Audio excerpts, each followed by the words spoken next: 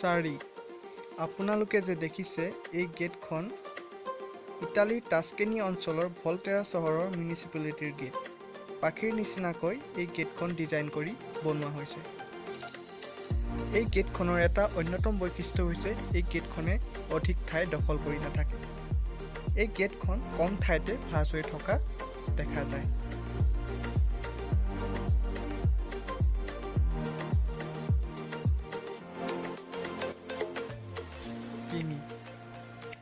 এই যিখন দৰজাৰ নিচিনা গেট দেখা পাইছে, এই গেটখন সম্পূৰ্ণ বিন্দু ডিজাইনেৰে ক'লে চতুৰ্ভুজ আকৃতিৰ দুটা পাৰ্ট থকাৰ দৰে লাগে আৰু খোলাৰ সময়ত ত্ৰিভুজ আকৃতিৰ ৰূপ ধাৰণ কৰে। হাতেৰেও এই গেটখন খুলিব পাৰে আৰু ৰিম'টেৰে বন্ধ কৰিব পাৰে।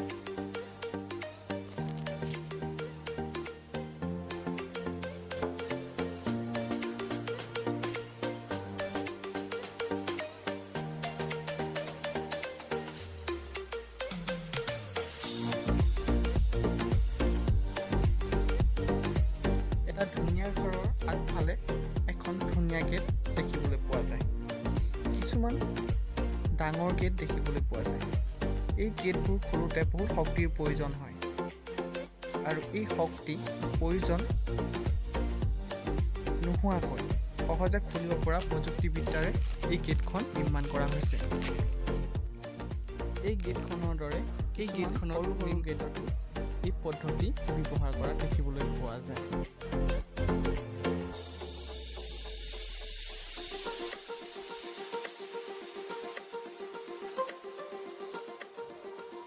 বন্ধুসকল, আপোনালোকে যে দেখিছে এই গেটখন এখন individual gate.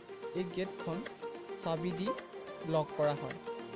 South Africa, America, Poland, Australia, New Zealand আদি এই গেটখন দেখিবলৈ পোৱা যায়।